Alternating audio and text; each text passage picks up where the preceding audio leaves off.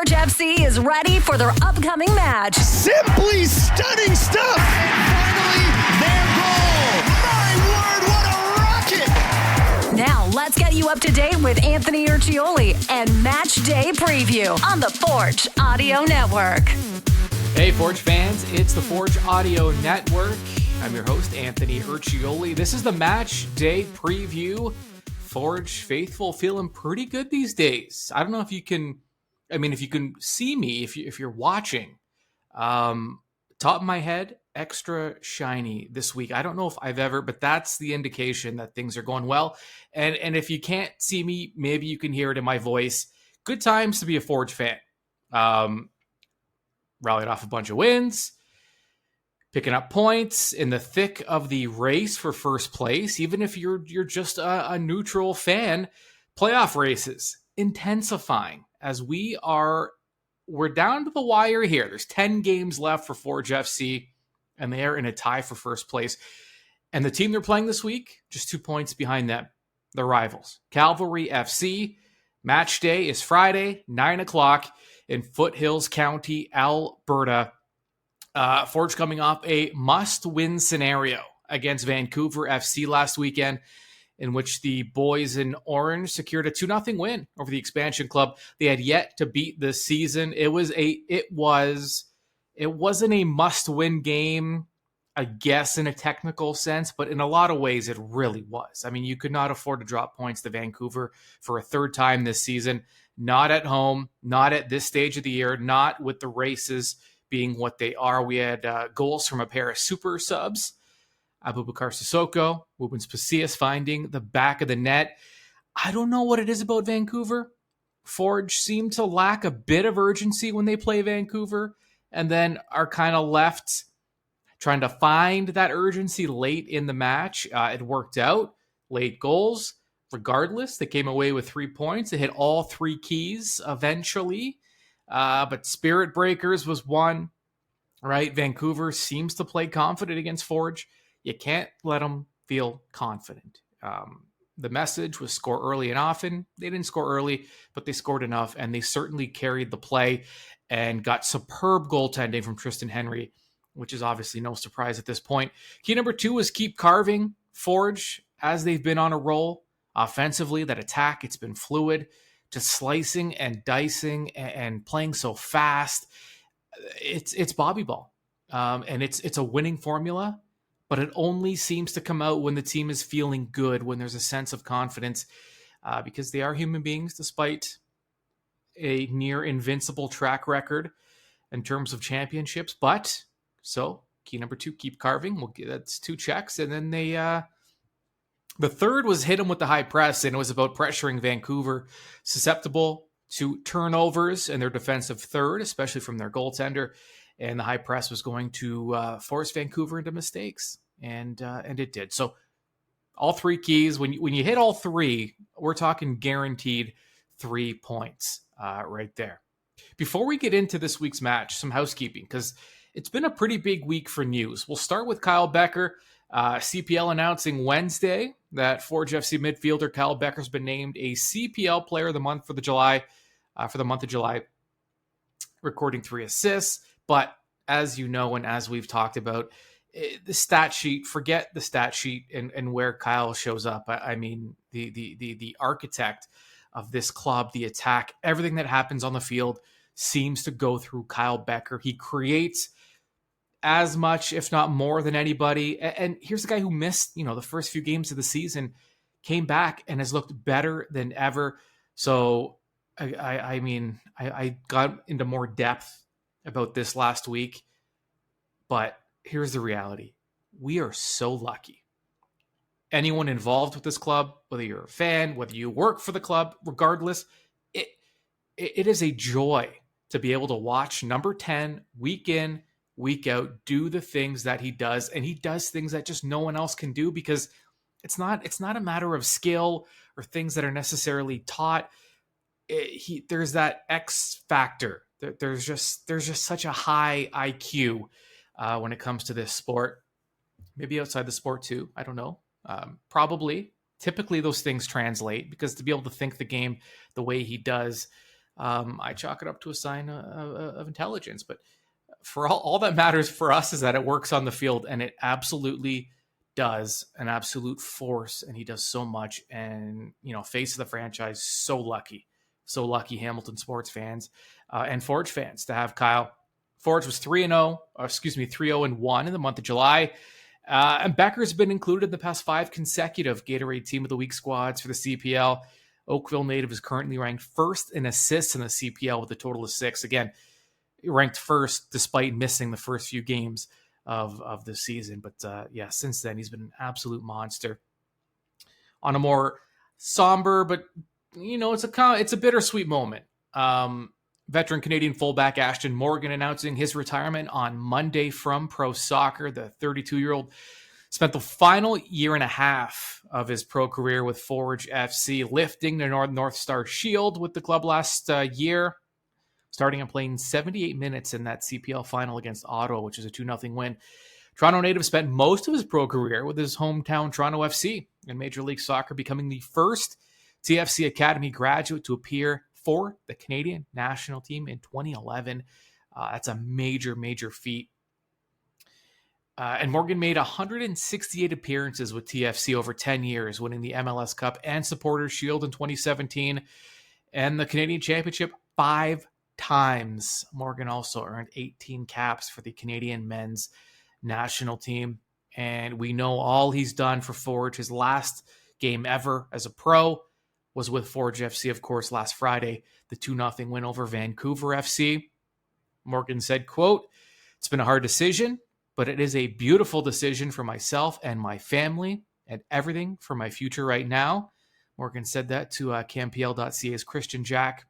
Morgan joined Forge in February 2022, making his debut against Cruz Azul in the CONCACAF Champions League at Tim Hortons Field. He would go on to make 41 appearances for Forge, playing in 2 finals. Final quote from Ashton: "It's been great to play for Hamilton for my last days and my last years and win, coming to this winning club and playing for Bobby and to be with Bex and Borges and all the guys all over again. It's been an amazing experience and I've been so happy to be here." Well, thank you, Ash. Happy that you were here. Congratulations on an amazing career and best of luck going forward. Hopefully Morgan stays connected to the sport because certainly better when he's involved. Also, last news item before we get into this match against Calvary. Spark Summit is coming up. Club announcing the date of the 2nd annual Spark Summit, aimed to connect and inspire professional women in the sports and entertainment industry. It is on Saturday, September 9th. Stay tuned for announcements of the panelists. All I can say is I attended last year's in more of a working capacity, of course, but even, listen, here's the reality. Even as a male attending this event, I got so much out of it. When you're in your own world, your own bubble, everyone has their own things they're kind of dealing with. Sometimes it can be hard to fully recognize and appreciate what other people are going through.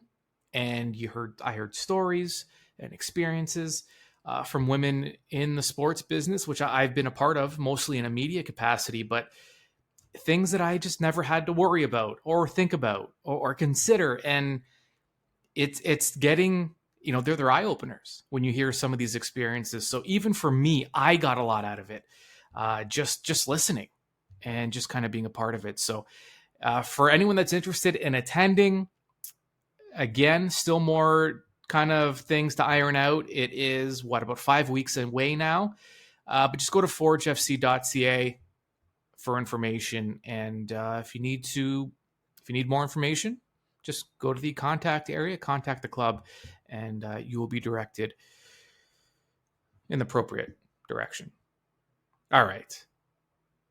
Friday night, 9:00, Cavalry, Forge, rivalry renewed. 2 fan bases that I will say, Forge, they have a few, they've built up some rivalries, and you'll do that as a club that has been a dynasty club is going to have a lot of rivals for obvious reasons. The Cavalry one, though, there's something a little different about that one. A little more hostile. We know the rivalry with York, the one that's been built with Ottawa, with Pacific. I mean, half the league, essentially, at this point, Forge has built rivalries with. But there's something about the Cavalry one where it's just Cavalry wants to be what Forge is. Calgary FC, if we just take the regular season, Calgary is the best club in CPL history, the most successful regular season club in CPL history. But what kills them, what kills the fans, the coaching staff, the players that have been there for long enough, is that they haven't won a championship.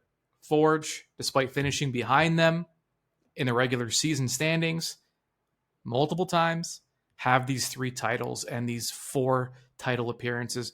I mean, Calvary was so close to being the first ever CPL champion, and that's something you can't, to be the first ever CPL champion. I mean, that is by definition a one-shot deal, and that is Forge FC, and it could have been Calvary. There's just so much about this rivalry that has developed over the years. And for me, it's the most enjoyable rivalry of all the clubs. And I love that it's not a geographical one. You know, the rivalry with York was going to be there. Let's be honest. No matter how these matches went, no matter how many times they played each other, that rivalry was kind of built in, right? It's the 905 Derby. It's just there organic, or it's there by default because they're local. And now, of course, they've had some big matches and things like that. But when you're geographical rivals, the rivalry is just kind of, it's inevitable. What's nice about these rivalries with teams like Calvary is they have to develop. I mean, bad blood really has to develop in order to get to a point where you have fan bases that just really don't like each other. And this is one of them. And so Friday night, it should be a lot of fun in Calgary, or Calgary-ish, Alberta, let's say, Foothills County. So let's get into the stats here. The table going into this match, Forge FC in second place with 29 points. Now they are tied for first, but Pacific has the edge in the tiebreaker because they played one less match. Calvary has also played one less match than Forge, and they're 2 points back. They're in third place. So what that means is Calvary's looking at this saying, we win, we're in first place, first of all, and we leapfrog Forge. We could do it at home, and you know this is going to be a hungry Forge. Or, well, I mean, both clubs should be hungry, but Calvary at home, they're chomping at the bit. And so Forge is going to have to be aware of that. When you look at Forge, though, the best road team in the CPL. They have 16 points in 9 matches, +4 in their goal differential, 5 wins in 9 matches and a draw. They're tied with York, but they have the edge with their goal differential. So Forge right now the best road team. Calvary, the third best home club, and it's very tight. They have 15 points in 8 matches. They're just 1 point behind Atletico and Halifax for the top spot, just in terms of home records. So Calvary, pretty good at home. Just 1 loss this year at their home stadium. They have 4 wins and 3 draws. So a tough out on their home pitch. Head-to-head, all-time, it's kind of remarkable that, I mean, we're 4.5 years into this league, and they've already played each other 22 times. Forge winning 10 of them, 6 draws. Calvary's won 6. So Forge with the edge. And the head-to-head series this year, I mean, it's completely even. The first time they played back in April, at the beginning of the year, Forge Calvary 2-2. And remember, Forge had to erase a couple of deficits there. June 3rd was the second time they met a couple of months ago. That was a 1-1 draw at Calvary. So this is the next one, and they'll have one more in September. So all even so far. And Forge, they have not lost to Calvary in 5 straight matches. Unbeaten against Calvary in 5. Calvary's gone 8 matches against Forge without a clean sheet. So Forge has scored in 8 straight matches against Calvary. And I should, you know what? That was a silly stat to give because it goes both ways. Let's forget that for a second. Here's a better stat that kind of paints the picture. In 6 of the 8 matches with these clubs, there have been more than 2.5 goals, and both teams have scored in 8 straight matches against each other. So neither team is doing much with a clean sheet. So we'll eliminate the clean sheet stat and just say both teams have scored in 8 straight matches. Calgary, though, first to score in 5 of the last 7. So Forge has had to battle from behind. And again, one of those, it's just Calgary's frustration with Forge is they can't ever seem to really put Forge away and get over that hump. Also, 9 of the last 10 matches between these clubs, there have been more than 4.5 bookings, and that's well above average. So 9 of the last 10, not surprising. These two clubs are heated. Also, officials may be quick to book just to kind of keep things settled. That might play a part in it as well, but always test the affairs with these two clubs. Now, we'll get into it more when we get into the 3 keys, but it's worth noting, Calgary is very efficient. They score in nearly 19% of their attempts on target. Now, 19%. Just as a reference, Forge is around 13%. Calgary leads the league with just being efficient. When they get opportunities, nearly 1 out of every 5 times they are scoring, and that is that's tops in the league in terms of goal conversion. Now, we mentioned him earlier. It bears repeating. Kyle Becker, our captain, has the best player rating according to SofaScore. Now, player ratings, they take all things into account: completed passes, goals, shots, tackles. It's kind of it's a score out of 10, and it's this all-encompassing. Everything you do adds and subtracts. When you make mistakes and maybe give away a bad challenge, whatever, you kind of lose points, and that's the way that scale works. Becker has the highest player rating in the CPL right now, according to SofaScore, at 7.39 out of 10. So worth noting, by the way, Mandrakar James, Forge defender, is 6th on the list as a defender. He's at 7.16, but Beck's at the very top, and that rating is really a reflection on how complete your game is. I guess the exception would be if you're just scoring like an absolute madman, then you'd be high up there too, and because those are weighted obviously more. But Kyle, the fact that he hasn't scored a ton of goals this year shows how complete his game is, because that rating is so high. It means he's just doing everything right and making very few mistakes. Ball possession is going to play a big role in this one, because these are the top 2 possession clubs in the league. And it's been this way, by the way, for the last 4+ years. It's always Forge, Calgary, in terms of average ball possession per match. Forge is at 56.6% per match. Calgary's at 56%. So very close. 2 teams that like to possess the ball. Obviously, you can't have both clubs over 50%. The math doesn't work out. So something usually has to give. And recently, it's been Calgary giving up possession and trying to beat Forge in other ways. But we're going to get to that in a bit. Some other key stats. Big chances created. Ali Musi, tied for 1st in the league right now with 8. He's tied with Ayman Saelhof. Kyle Becker, by the way, just 1 back at 7. Again, he missed a few games. I would say he would probably easily be at the top. I mean, he's only 1 back of Ali Musi this year in big chances created, and Becker's missed a few matches. So I'm just pulling the laws of averages here. So Musi's going to be a big part of this. Becker, of course, and even Tristan Borges, David Chouanier are both in the top 8 in big chances created, and we know that these guys, they're not playing 90 minutes week in, week out because of the depth on this squad and because of the way Bobby likes to use that depth and keep guys fresh and use that depth to the club's advantage. I mean, it's there, which makes these numbers even more impressive because, they're playing fewer minutes than a lot of the guys that are on this list. And last stat I'll give you, we'll toot Kyle's horn a little more.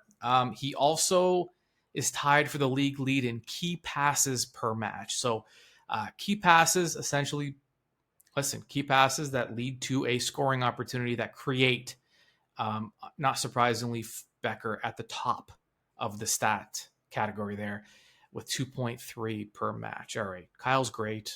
We know it. But in case you needed proof, there was more. All right, to get more of a Cavalry perspective, let's bring in our guests for this week. Calgary Sun and Calgary Herald sports editor and columnist Todd Saelhof. He's been covering Calgary since day one, and he joins us now. All right, Todd, it's, parody's always been a big feature of the CPL, and I don't know if this is some kind of, recency bias kind of taking over my brain, but this year seems to be especially tight to the point where you could drop 5 spots with a single loss. Just as someone who follows the league, you kind of get the same feeling that it seems just to be a little tighter this year than most? Yeah, especially the first part of the year for sure. I mean, it seemed like Pacific kind of took off and everybody else was kind of fighting around and jumping around there at the beginning of the year, and it's kind of back and forth. And it's kind of funny now because there for a while it looked like the usual 3 were going to take off from everybody else, but now they've kind of settled in a little bit, and others are coming on them too. It's been fun to watch that way, and it's great to see because it's been too many years where there's been teams that have been out of it too early, and that doesn't make for a lot of fun. Right. The extra playoff team kind of helps. So what are your thoughts on the new Page playoff system? You get to the 5th team, so you get kind of a play-in game. And essentially the top 2 clubs get 2 paths to the final. It's a little more confusing for the fans, but do you think this kind of increases some of the maybe interest down the stretch when you do have that extra playoff team? Yeah, I think anytime you can have a playoff race that goes down longer than usual, that's what you want. I mean, you look at the CFL, that's just the way it's always been. You're never out of it in that league until right to the end, and that's what you want if you want to keep your people happy.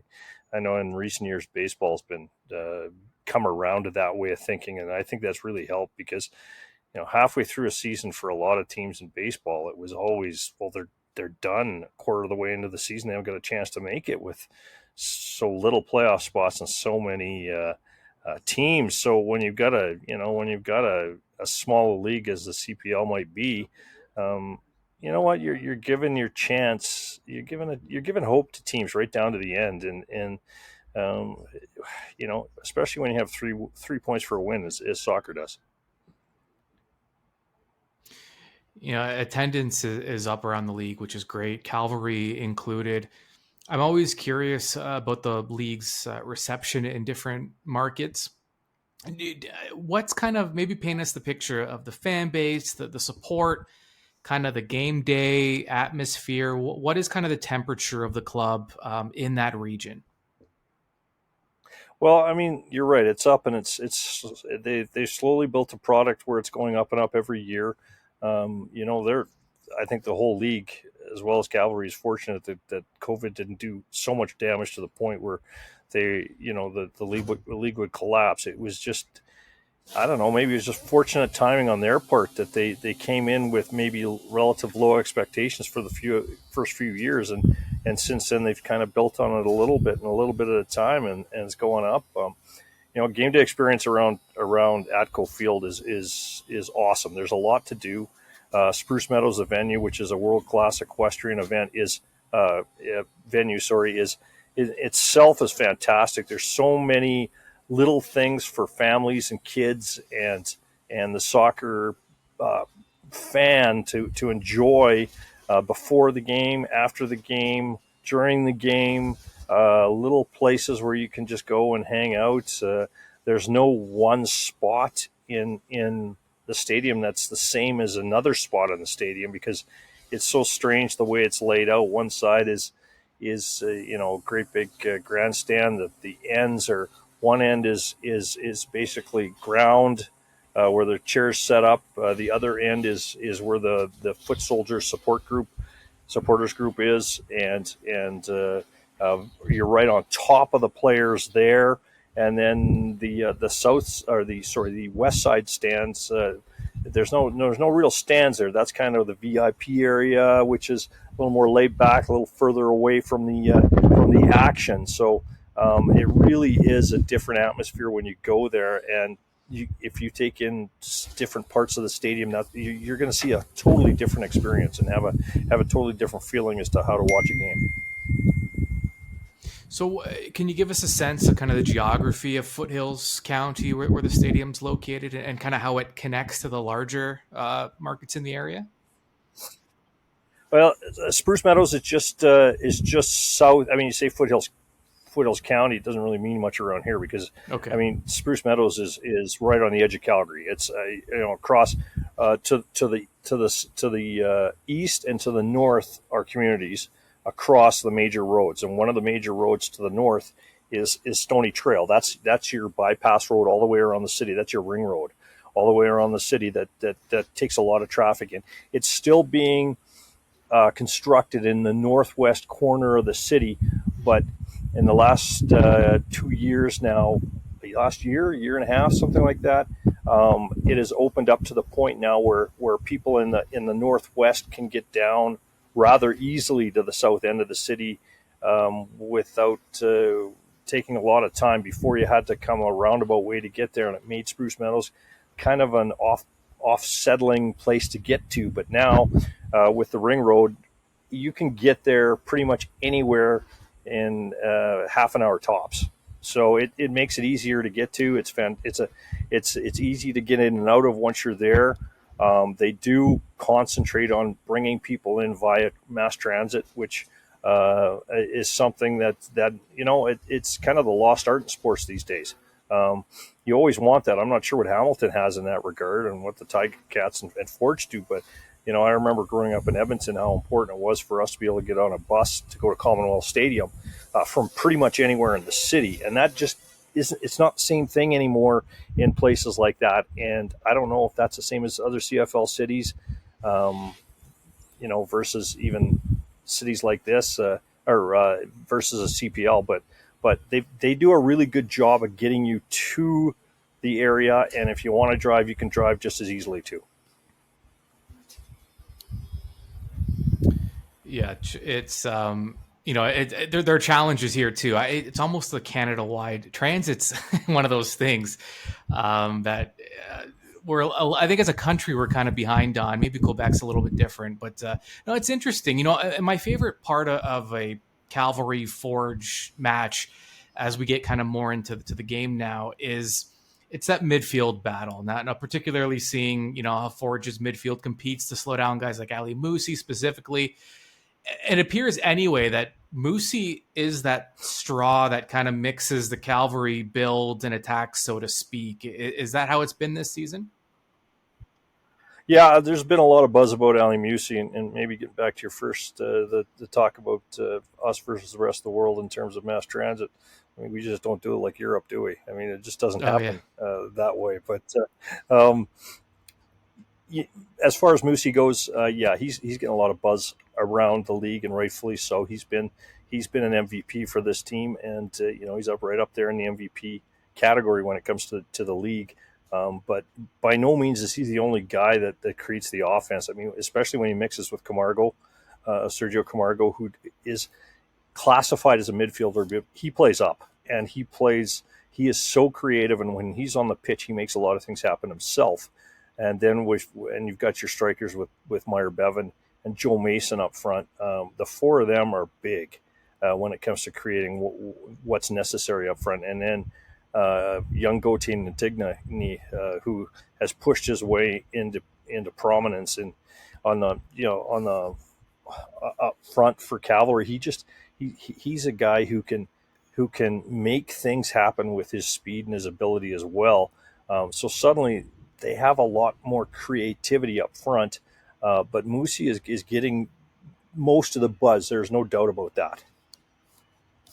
Well, one player that Forge won't have to deal with, it's going to be kind of weird having him not in a Calvary Forge match. The thorn in everyone's side, Jose Escalante, was I mean, how has that transition been post Escalante after that kind of confusing leave of absence and eventual loan to his home league in Honduras?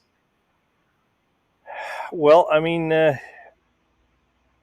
he's a loss for sure, and no doubt. I think you can ask him point blank, and he'll tell you Forge was his favorite team to play against, because he just likes being a thorn in the side, like you said. That's a good way to put it. He's just he's pretty. He can be pretty vicious out there, and he knows how to push buttons for any team, especially Forge. But I got to tell you, they've manufactured pretty well without him. They've done a good job of making things work without him. A guy like Fraser Aird is getting a little more time. He's kind of become what Jose Escalante was this year in terms of that guy down the wing. Aird has got such amazing touch into the box from what he's considered now a defender, but he plays that wing, and he plays. On paper he's a midfielder, and that's what he's been. But Fraser Aird just is able to punch the ball into the box, unlike few can in the league.